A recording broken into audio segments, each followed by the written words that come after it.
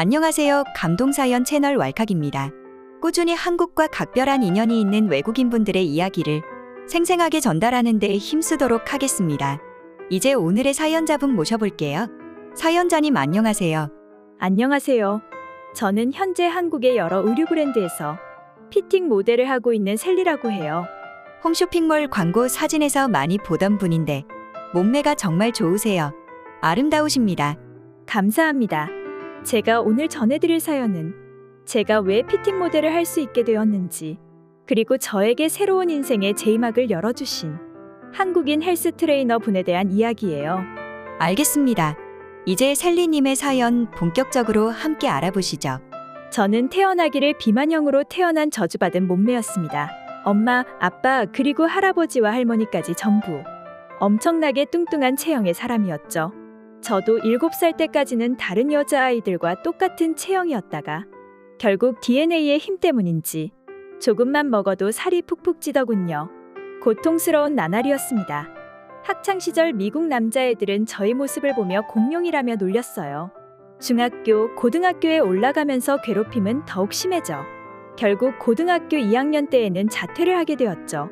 당시 저는 억울했습니다. 나를 대체 왜 괴롭히는지 이해할 수 없었어요. 내가 뚱뚱한 건 DNA 때문이지 내 탓이 아니라는 생각을 하고 살았습니다. 자퇴를 하고 동네 편의점에 간신히 취직하는 데 성공한 이후 저에게 위안을 주는 것은 오로지 BTS뿐이었죠. 그들은 스스로를 사랑하지 않으면 안 된다라는 가사로 저에게 편안함과 자신감을 주었어요. 하지만 가끔은 슬프기도 했습니다. 나는 나를 노력해서 사랑할 수 있겠지만 결국 다른 사람은 저를 사랑하지 않을 것이었으니까요. 그리고 이런 고민을 하게 되었죠. BTS는 어쩜 저리 탄탄하고 멋진 몸매를 가졌을까? 저런 몸을 가질 수만 있다면 나는 노력하지 않고도 나를 사랑할 수 있을 텐데. 그래서 저는 결심했습니다. 10수년간 내 몸에 달려있던 끔찍한 지방과 살을 빼기로 말이죠. 그날 당장 운동을 시작한 저는 하루 종일 줄넘기와 달리기를 했어요. 그러나 참담한 일이 벌어졌습니다. 바로 다음 날 저는 근육통에 시달렸고 구토를 하게 되었죠. 제 몸이 받아들이지 못한 것일까 싶었어요. 그 일 이후로 저는 다른 방법을 찾아보기로 했습니다. 전문가의 도움을 받기 위해 인터넷을 뒤져보니 제가 살고 있는 로스앤젤레스에서 평이 좋은 헬스장이 있었죠. 저는 버스를 타고 헬스장 사장님을 만나러 갔습니다. 그분 몸은 BTS보다 훨씬 좋으시더라고요. 그분은 한국 분이셨는데 군대도 갔다 오시고 여러 자격증을 가지고 계셔서 신뢰가 갔죠. 사장님과 상담을 한 이후 제 쥐꼬리만한 전 재산을 다 털어 PT에 등록했습니다. PT가 뭔지 잘 모르는 시청자분들도 계실 테니 한번 설명을 부탁드려요. PT는 사장님이 저희 운동을 직접 감독하고 식단까지 관리해주는 거예요. 물론 그걸 제대로 해내는 건 저의 의지에 달렸지만 그걸 적극적으로 도와주시는 거죠. 한국인 사장님은 저를 보시곤 따끔한 충고와 무시무시한 경고를 해주셨습니다. 초반에 15kg 정도는 쉽게 빠질 거예요. 그렇다고 이대로 하면 금방 날씬해질 거라 착각하지 마세요. 이제 그 다음부터는 어찌 노력해도 살이 빠지지 않는, 끝이 보이지 않는 구렁텅이로 스스로 들어가는 기분이 들 겁니다. 신이 내려주신 체질을 인간이 바꾸는 것은 그만큼 고통스러운 일이에요. 저는 이렇게 솔직하게 말씀해주시는 사장님에게 더욱 신뢰가 갔죠. 그리고 지옥의 행군이 시작되었습니다. 편의점에서 아르바이트를 하는 시간 빼고는 오로지 저는 운동과 관련된 활동만 했습니다. 먼저 사장님은 저를 병원에 데려가서 저희 전체적인 건강 상태를 파악했죠. 저는 고혈압의 고지혈증, 그리고 당뇨, 통풍, 협심증 위험이 있었어요. 그나마 저는 아직 약물 치료가 필요 없는 단계라서 다행인 편이었죠. 대신 지방간 수치도 꽤 높아서 사장님은 식단도 단백질 없이 채소 위주로 먹게 될 거라고 말했습니다. 아침엔 간단한 샐러드와 유산균을 사서 챙겨 먹고 점심엔 밥 한 공기와 한식을 먹으라고 조언해 주셨어요. 저녁은 제가 좋아하는 과일을 먹으라고 했습니다.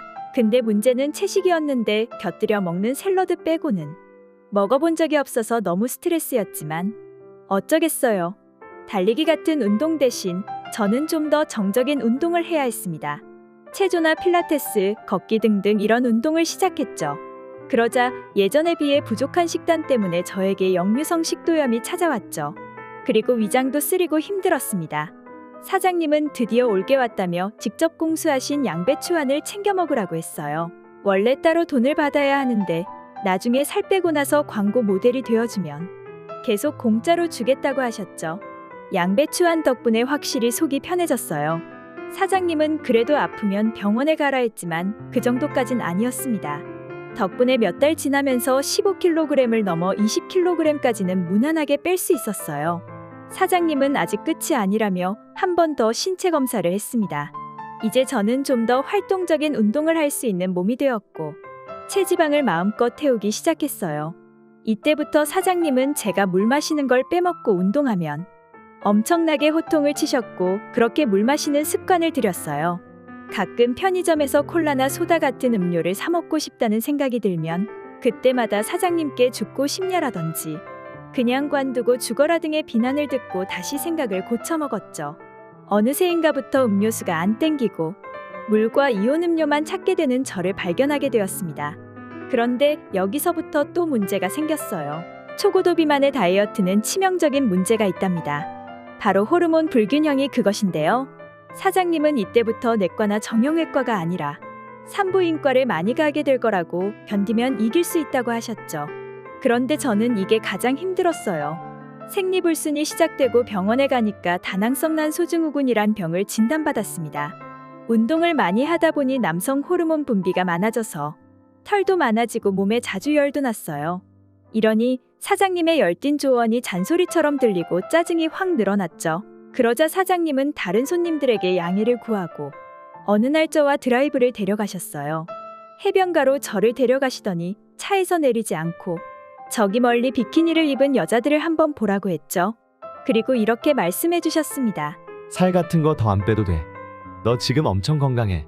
최근에 인바디한 거 알겠지만 체질도 확 바뀌었잖아. 사실은 모두 자기만족이거든. 다이어트라는 게 그래. 여기서 멈춰도 된다니까. 근데 너 아직 만족 못하잖아. 더 빼서 저 비키니 입은 여자들보다 더 잘 나가고 싶잖아. 저런 여자들 따위는 네가 다 이길 수 있어. 좀만 더 버티자. 할 수 있어. 이렇게까지 사장님이 다정하게 대해준 적이 없었어요. 항상 이거 먹으면 끝이다. 너 정신 나갔냐? 이런 얘기를 많이 들었죠. 사장님의 진심을 들으니 처음에 사장님이 하신 이야기가 기억났습니다. 끝이 보이지 않는 구렁텅이로 들어갈 준비가 되었느냐고. 저는 그때 약속했었죠. 나를 바꿀 수만 있다면 기꺼이 들어가겠다고. 나와 한 약속을 지키지 않고 딴청을 부리는 제가 부끄러워지더군요. 사장님 덕분에 저는 초심을 다시 찾고 운동에 전념할 수 있었습니다. 110kg에 육박하던 저는 50kg 초반대에 진입했고 그제서야 다이어트 성공이라는 타이틀을 거머쥘 수 있었어요. 한국인 사장님이 내가 코치한 학생들 중 제가 가장 아름다운 사람이라면서 지금까지 제가 지불했던 PT 비용을 30% 환불해주겠다고 하셨죠. 그런데 저는 사장님께 단순히 PT만 받은 느낌이 아니었습니다. 인생에 관한 걸 배운 듯 했어요. 이후 제 인생은 완전히 바뀌었습니다. 겸손하면서도 자존감은 확 높아졌고 하루하루를 허투루 살지 않게 되었죠. 한국인 사장님이 한국에 돌아갈 때 저도 한국행 비행기 티켓을 끊었습니다.